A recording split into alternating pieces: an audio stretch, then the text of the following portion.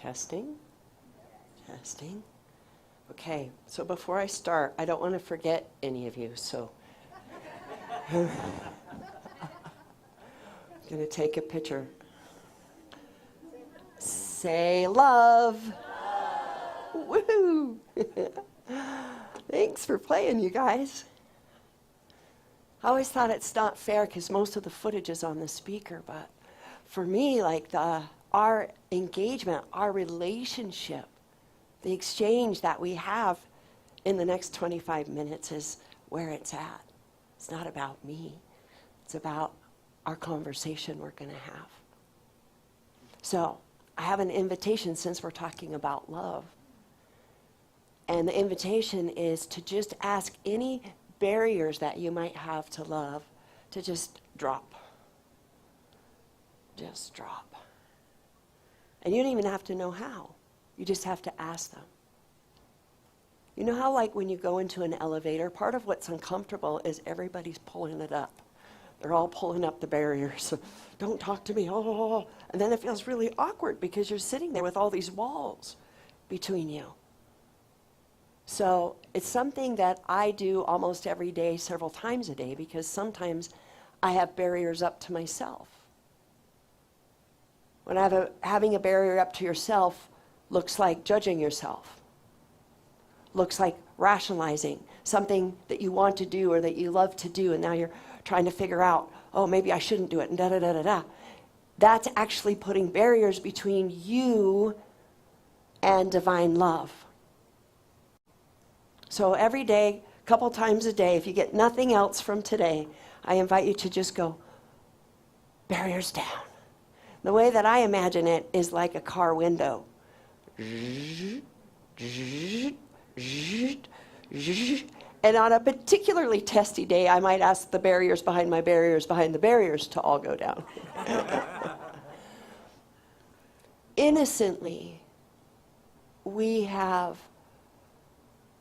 through our lives, learned that we need protections. And as little kids, you know, suppressing, dissociation, all of that was what we knew to do. And every time you suppress, every time you dissociate, you put a barrier between you and the world. But unfortunately, those barriers are non-discriminatory. So they keep out love. They keep out joy. They keep out magic. So I just thought to begin, let's lower all of that and see what kind of love we can open up to today. Now, some love is felt. And mostly that felt love is human love. Then there's something called divine love that comes through the high heart. And that isn't always felt, but it is always known. Human love prepares us for divine love. And we're going to talk about that today, because human love is impotent too. And I want to invite you to open up to experience something you may never have experienced before in quite the same way. Because every moment is that opportunity. Unfortunately, we walk around with our always already thinking on about what's available, what could happen, and I'm going to go to church, and maybe I'll feel pretty good, and But I really want to open the door for you to have a willingness to be surprised today. Everybody in? Who's willing to be surprised? Wow, no wonder I took a picture of you guys. You're players. Woohoo. Okay. So I want to read you. This is probably my favorite poem in the whole world. And for me, it really speaks of what's possible when we allow ourselves to have having love made to us through the divine. Anybody familiar with Hafiz, the Sufi poet? He's my favorite. Okay, here we go. And most of his poems are conversations between him and his teacher, him and his master. My master once entered a phase that whenever I would see him, he would say, Hafiz, how did you ever become a pregnant woman? Hafiz, and I would reply, Dear Attar, you must be speaking the truth, but all of what you say is a mystery to me. Many months passed in his blessed company, but one day I lost my patience upon hearing that old refrain and blurted out, Stop calling me a pregnant woman! And Attar replied, Someday, my sweet Hafiz, all the nonsense in your brain will dry up like a stagnant pool of water beneath the sun. Though if you want to know the truth, I can so clearly see that God has made love with you. And the whole universe is germinating inside of your belly. And wonderful words, such enlightening words, will take birth from you and be cradled against thousands of hearts. When we allow the divine to make love to us, to enter us, to be us, that is creation walking. Because when the cauldron called you gets going, and you then open up to that specific ingredient called divine love, it's like fire. It changes everything. You know, for those of you who cook, you know your special recipe that has that one ingredient, and people always ask, what's that one ingredient? What is it? Because it changes everything. Divine love changes everything. Divine love says, there is nothing outside this circle. There's nothing that exists outside this circle because it is all, as you said so beautifully this morning, divine love. There's nothing outside the circle. So how do we open up to that? Oh, first we have to kind of understand human love. Now, human love, limited as it is the threshing field that opens us to divine, right? So human love, we have a few attachments, right? To how people show up in our life. We have a few attachments to who we're supposed to be worthy of it, to who they're supposed to be worthy of our love. And if you're not acting how I think, I'm going to pull that over here, right? It's innocently, we've learned to love that way. It's not wrong or bad. It's just sort of a first stage, if you will. You know, it's baby steps. It's a first stage.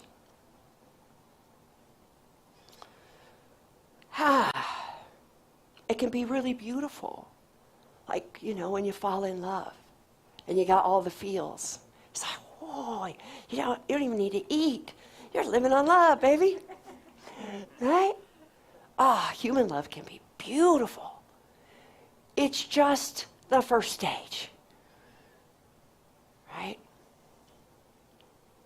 So it has a few little attachments. It has a little conditionality to it, but it's really quite beautiful. You know? Divine love, on the other hand, comes in and it can change anything. Divine love brings us grace. Divine love doesn't separate, doesn't judge. But if we're talking about ingredients in the cauldron of what it is we're creating, that's like fire. It comes in and it can go change an entire situation. Rise us up. And we hit that place sometimes, right? Like, I loved the music this morning. That was such, in the world of alchemy, that was some of the base ingredients swirling around in here. Because music has that capacity often to transcend that conditionality, right? Okay, so how do we get to the metaphor that I'm going to be playing with today is a metaphor that I play with a lot in my Qigong, Neigong studies, and it's basically the difference between the small room and the big room. Okay? So the small room is kind of contained, kind of intense, kind of small-minded, if you will, right? Something's happening. It shouldn't be happening to me. This is awful.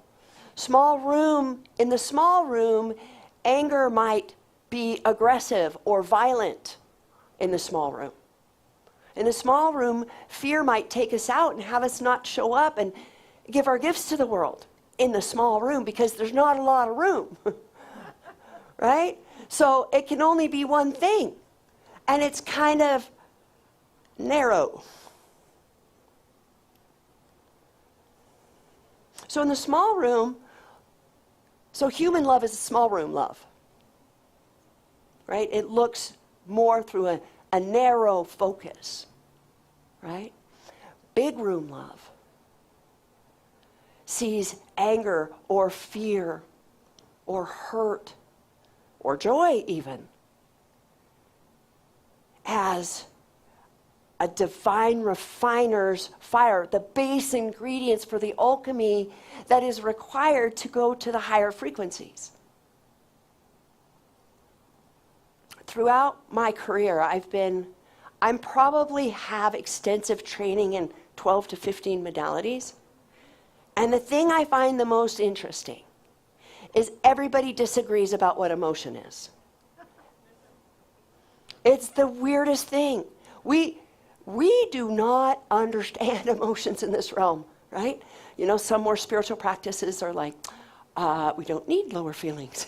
And other modalities are like, it's all about feelings, stir, stir, stir, right? And it's like, it's very confusing to navigate out there. So recently, I've come to look at emotion or feeling as just the base ingredients in alchemy. That's it. But what determines the kind of soup you come out with determines whether you're in the small room or the big room, right? If you're in the small room working through feelings, that alchemy, that soup's not going to taste so good. It's that cake you made with salt instead of sugar. You know, it's like, woo, that didn't turn out so good, right? So, and I've come to look at all emotion as sacred. And as we allow, if we're in the big room, i.e., this is for me. Oh, something's rising because it requires transmutation, because apparently I want to make some gold, right? We know the alchemists of old, their whole deal was turning lead into gold, and I don't know, I think that might have been literal to a degree. They were doing that, right? But I actually think the real lead to gold is created inside of us. We are the lead to gold experiment walking around the planet right now. And in the world of duality, there's lots of lead to work with. Right? There's no shortage of lead. Isn't that great? We'll never run out of ingredients. This is fantastic, right? So,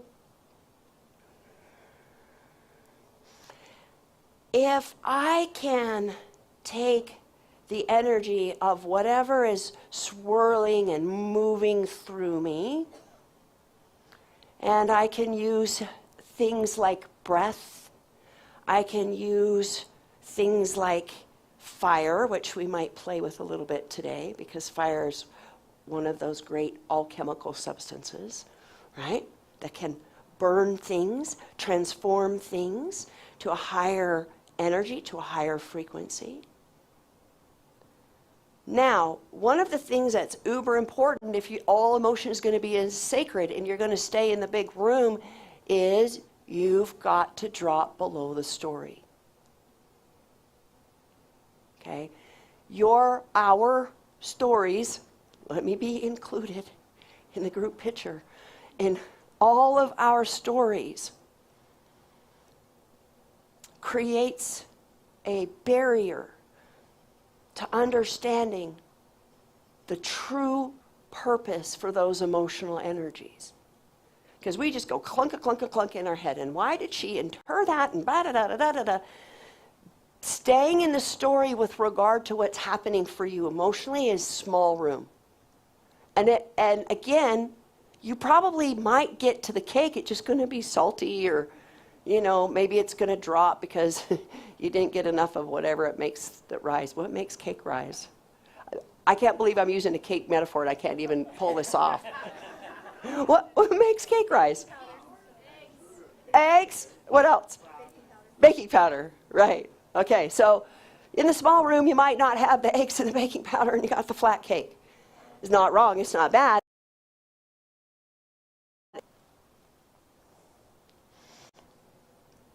You're coming over into sacred emotion.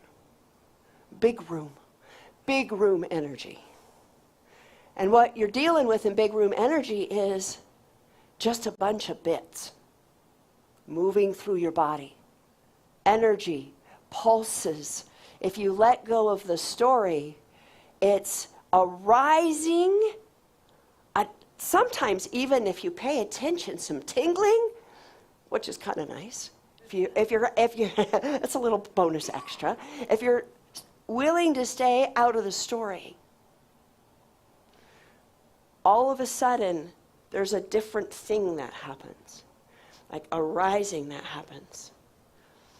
One of my favorite tools that I use when I get stuck in the story, because, it's easy for me to say, don't get in the story. Well, we all get in the freaking stories, because that's what we've been taught, that we have to tell our story over and over again, right? One of the fastest ways I know to get to sacred emotion is like, the question that I ask, and this is just in Meganese, you can find your own question. What is the true underneath this? And I ask my body, and I ask my soul, and I ask my spirit to show me the true. What is the deeper truth here? And the deeper truth is that always something is rising because it wants a higher form of expression. Always something is rising, right? When a relationship is in conflict, it's because something is rising. If you make it about the story, then it can't rise. If you're in a process of betrayal, and you're in the story, that whatever that was there for cannot rise. It's not that it can't ever, it just gets put on a shelf, so to speak, for another day and another time. And the good news is the universe loves you so much, it will bring it up again. It knows you need to rise. It knows that. And the universe freaking loves us. It's like, no, I don't want them to live their lives holding that level of suppression. So it's going to send one of its favorite teachers in the form of some kind of a-hole. Poke, poke, poke, poke. Or maybe somebody you just didn't expect showing up in a way you didn't expect them to show up. And it messes with your mind, right?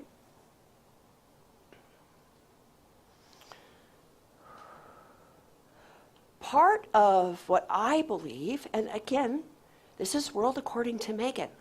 This is chapter 7, verse 2. Appendix. Footnote. So, because I've done so much study and not had any kind of thing that felt like, this is what we say emotion is. It doesn't exist. So I have to just offer what I've noticed. After, I don't know how many people that I've seen how many clients I've seen over the years. I'm going to guess between students and clients, probably close to 10 to 20,000. And that's where this is coming from. Because over the years, I've seen over and over and over again that if they will transmute, i.e., and transmutation can look like feeling, it can look like releasing, it can look like breath work, it can look like all the ways that we can transmute emotional energy. Okay? There's a lot of different ways. Tapping, I'm a rapid eye practitioner. There's all kind of ways that we can transmute that feeling.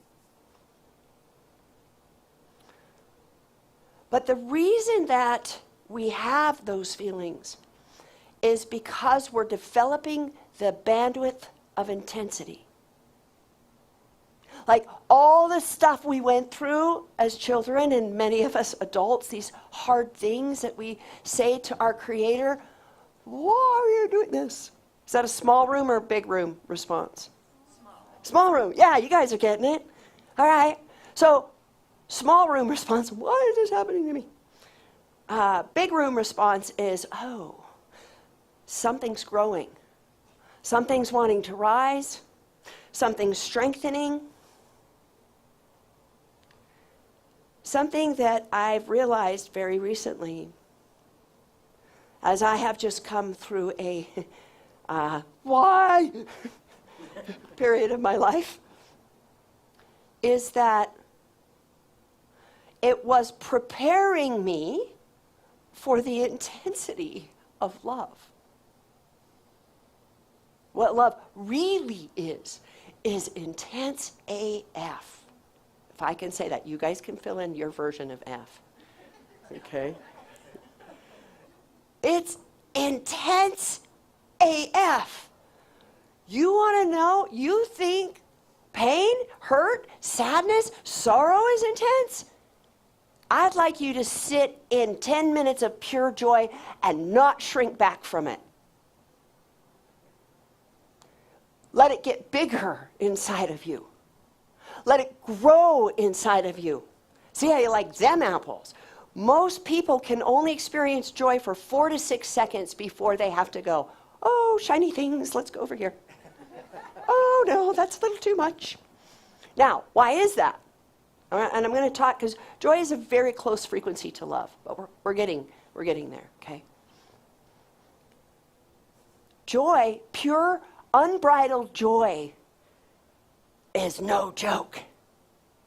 And why we tend to pump fear through our culture is that the people that are, I would say, like to control the cosmos and the universe, they can control us better at lower frequencies, at fear. But I'm going to tell you right now, when somebody is in unbridled joy, you can't control that. And you cannot control them. And you cannot control yourself, which is why you don't let yourself hang out there very long. I'm just like, get all crazy, end up in jail or something, get kicked out, right? My mentor, Gay Hendricks, said one of his questions, because I have, you know, those of us who have bigger energy are always kind of on the precipice of like, I could really get kicked out of the whole world. I've been kicked out of cities. I've been kicked out of, where is it that you gamble? Casinos? I mean, I've been kicked out of places, right? So I'm like, if I'm going to be all of this, I'm going to get kicked out of some stuff, right? And he said, what is it that your heart wants to do that is so passionate and profound for you that you would be willing to get kicked out over and over again to be it and do it? That's when you're getting closer to purpose, kids. Is if you're willing to be it no matter what.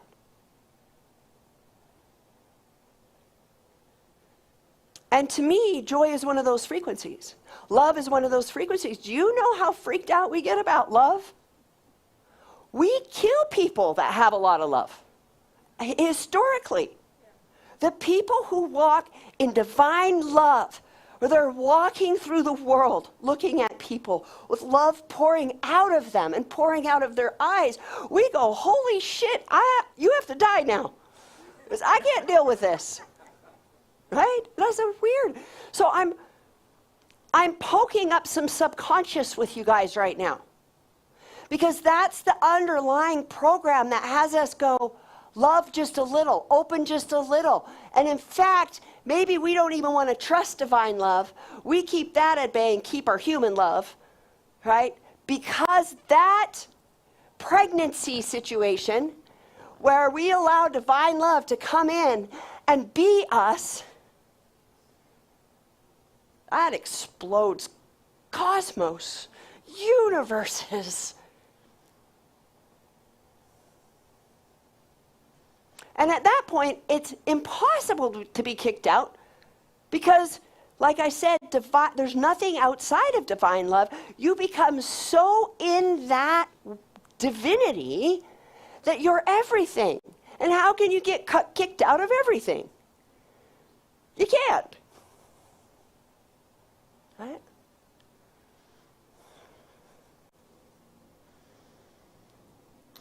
Human love says, I love you because. Divine love says, I am love. I am nothing but love. And nothing but love. And nothing but love. I will be it in every moment and in every interaction. I am it. And the work of that kind of alchemy is working with those sacred emotions and raising them, moving them, transmuting them until that bandwidth is developed, you know? Like little babies learn to walk by falling on their ass. Literally. Because the muscles that it takes to stand up as a baby are the same muscles that must develop for them to walk. If they didn't fall down, they would never learn how to walk. And I tell you right now, if a bunch of 40-year-olds were learning to walk for the first time, we would never learn how to walk. Because we won't let ourselves fall down. Right? Just roll around. That'd be funny. Any visuals in here come up with that? That was awesome. My people got the visuals. That was a funny scene in my head. Okay, so.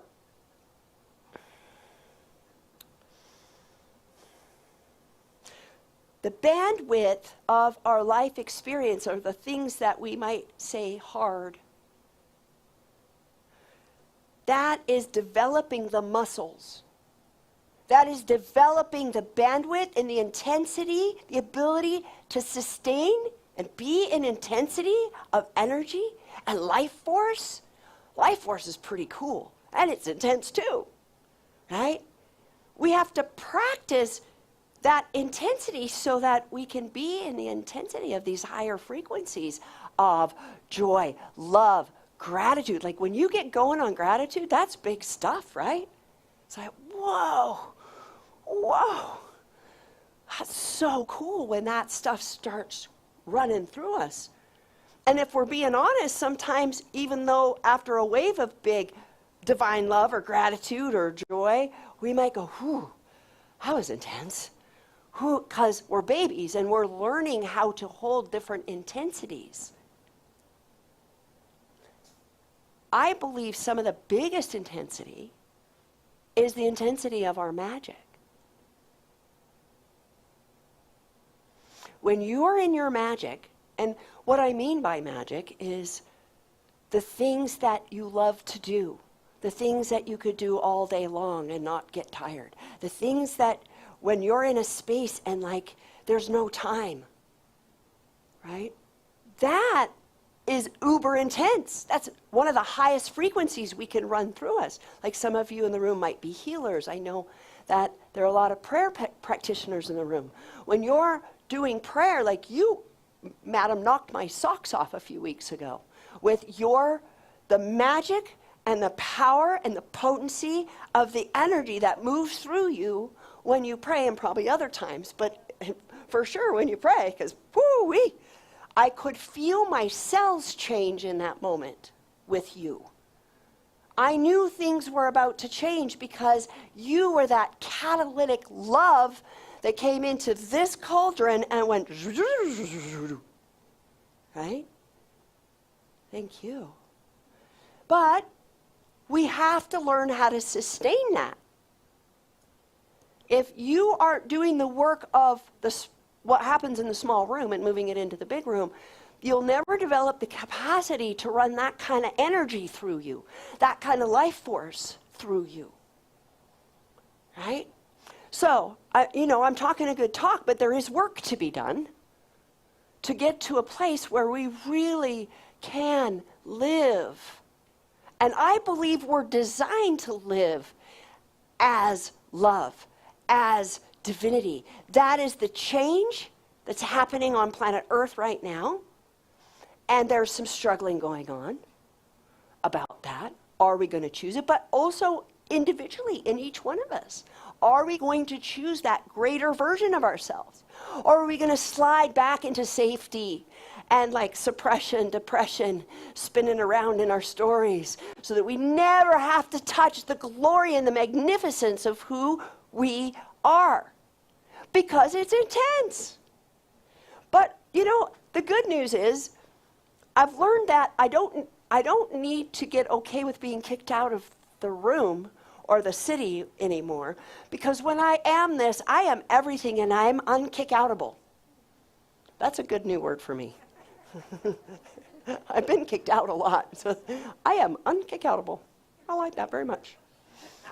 Okay. So, I want to invite everybody to continue this conversation downstairs with me for how long do I get with the people? An hour and a half-ish? Okay.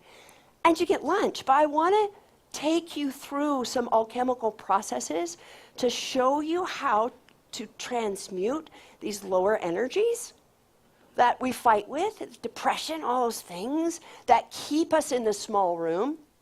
And I'm going to lead you over to the big room and see what's possible as you develop the capacities to expand your bandwidth for divinity, for love, for joy, for the magic that you came to be. If you're somewhere like this, there's something else.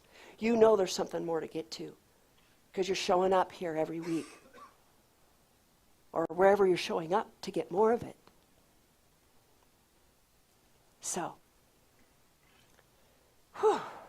that was fun. Did you guys have fun? Or was it just me up here? Having the Megan show. Right on. So I want to thank you for your presence with me today, for letting whatever part of this in, and for the energy I felt coming back in the exchange that alchemized me. So thank you.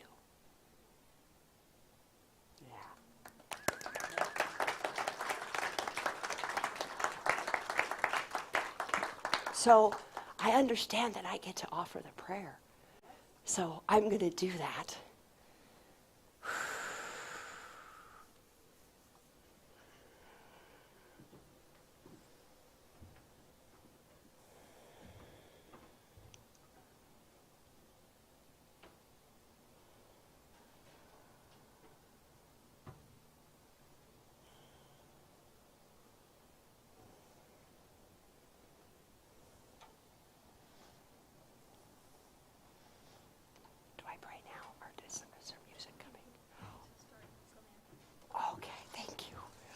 I was waiting for the music, but they're going to music me up as I start to pray. So beautiful. Dear Divine Creator, I ask that for the bravery and the courage to open ourselves to love, to the human love, to the divine love, to everything in between, and all the kind of love we don't even know about yet. I ask for the courage to receive the intensity of the love that we do not yet know that we are, that we may feel it and live it cellularly in every cell of our bodies. I'm going to ask a special blessing for all of our guides and angels and masters of light to come close, like that we could feel them against our skin. And we can feel the divinity inside of our cells, changing us, healing us, opening us to a greater consciousness that we still do not yet even know we are. We're grateful that we get to live at a time, the time of the change, the time that we all signed up to be here. And even though we bitch a little about it, we know that we are here for this reason, to make a greater choice over and over again, and bless us that we may have the support, that you may be in us and in not just having our back, but being our back in choosing greater, in choosing love.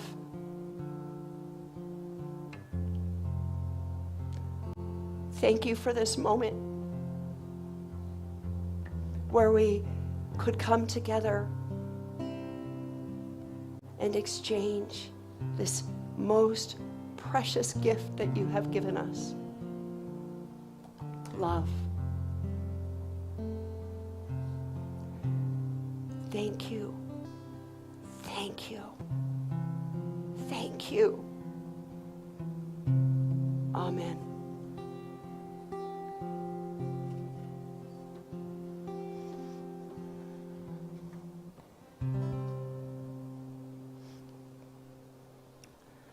Okay, now's a moment where we get to show love. It is time for the offering. And I think something about higher levels of alchemy, the gifting and receiving happen very quickly. Like when you're walking through a forest, the gifting and receiving with trees is instant. We give off our carbon dioxide, they give us oxygen. It's instant, it's happening simultaneously. As humans, we're a little bit slower, and I think for me, being able to offer something from our hearts, a financial donation, is an opportunity to practice that gifting and receiving, because whatever is given is coming back to us all the time. And the least attachment that we have to what we give, the more that comes back. When we give with sticky fingers, you know what I mean by sticky fingers? We give us, oh, I don't know. What that actually does, it's actually not about the constricting of the out, it constricts the in. Because you're squeezing the channel from which things can come. So, have you collected it already? Oh man, I talk a lot. That was fast. Yes. So, if you haven't heard me talk about money, I really love the energy of money. And money is a consciousness and an energy. And money tapped me on the shoulders, I don't know, maybe 10, 12 years ago, and said to me, it is time for the spiritual conscious people to choose me. And if the unconscious, anti-conscious people keep choosing, that's what's going to be in the world. So I think it's really important that we now choose abundance, not just like abundance of all things, but including money, because it is here to help us make the change.